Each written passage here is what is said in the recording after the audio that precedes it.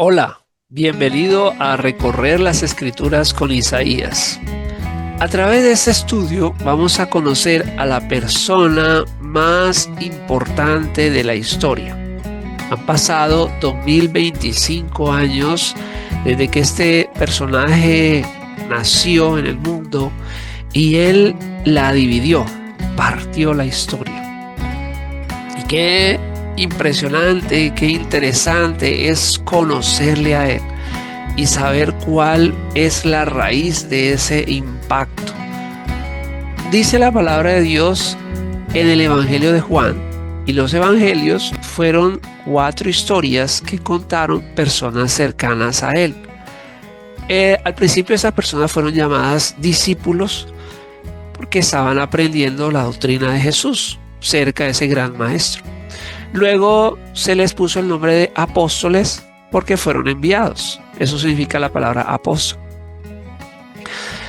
En Juan 1, en el Evangelio de Juan 1, dice que en el principio era el verbo y el verbo era con Dios y el verbo era Dios.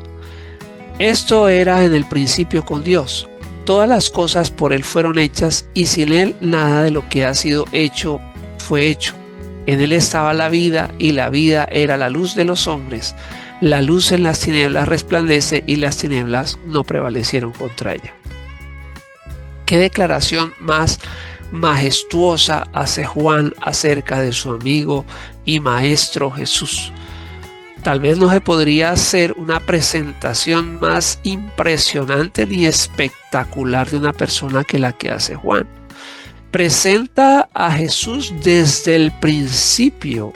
O sea, Jesús existe, y si entendemos bien sus palabras, Él existe desde antes de la creación del mundo, porque aquí no está hablando del principio del Logos, que es el nombre que le escribe Juan a Jesús, el título que le dan en el griego. Y Logos significa palabra, pensamiento, razonamiento, y el Logos, que es Jesús, existe desde antes porque Él es el que da origen al principio, del cual también nos habla Génesis 1, que en el principio creó Dios los cielos y la tierra. O sea que el Logos es ese creador de los cielos y la tierra. Y Él ya existía, dice, el verbo estaba con Dios y el verbo era Dios. O sea que aquí está hablando de 2 personas que están existiendo desde antes de la fundación del universo. Ahora le llamamos Padre e Hijo, pero en ese momento se está hablando de Logos como Dios. Y también sabemos que estaba con Dios, se refiere a Jehová. Esto sucedía en el principio y todas las cosas por el Logos fueron creadas. O sea que Jesús es el ejecutivo el operario maestro que hace que el universo llegue a ser materializado. Y qué importante es entender este tema de un universo material, y lo vamos a ir desarrollando adelante en este estudio. Dice que también Cristo es el autor de la vida y la luz de los hombres. La palabra luz aquí se refiere a conocimiento, a sabiduría, a verdad. La luz de Cristo es la que ilumina nuestras mentes. Las tinieblas, la oscuridad, la ignorancia no pueden contra la verdad de Cristo. También nos muestra ese evangelio, ya hace paso, un gran salto desde antes de la fundación del universo, salta a la época de Cristo, hace unos 2000 años aproximadamente, y dice que hubo un hombre enviado de Dios que se llamaba Juan. Este Juan es Juan el Bautista, y este vino para dar testimonio de la luz, para que muchos creyesen en él. Sabemos que Juan el Bautista llegó a preparar el camino de Jesús, y por eso le vamos a encontrar varios meses antes de que Jesús aparezca en escena a Juan predicando en el Jordán un mensaje de cambio, cambien su manera de pensar y de vivir. Un mensaje de esperanza y renovación.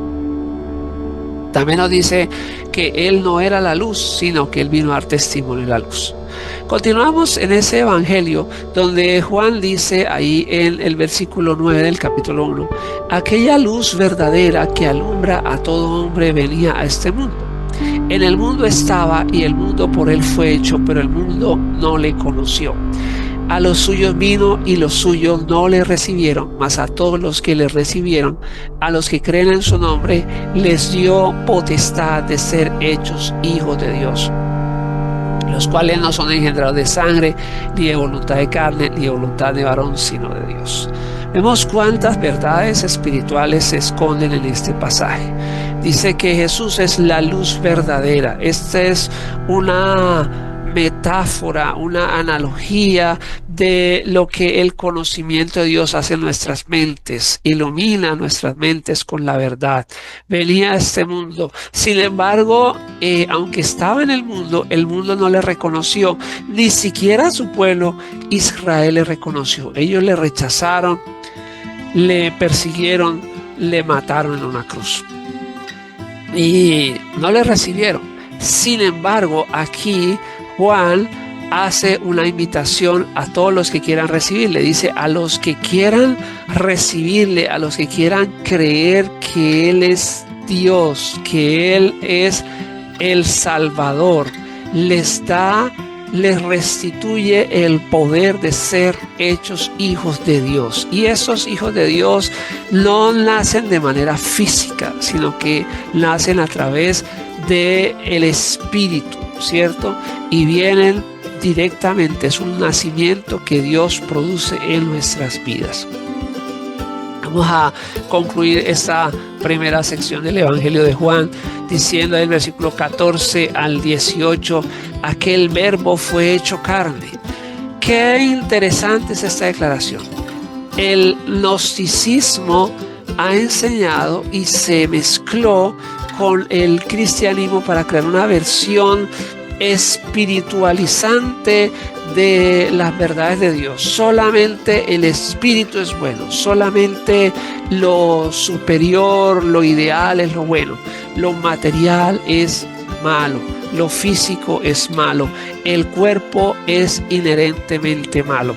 Pero la palabra de Dios desde el mismo comienzo está en contra de estas ideas gnósticas cristianas, en donde dice que el verbo se hizo carne. Esa también es una declaración potente,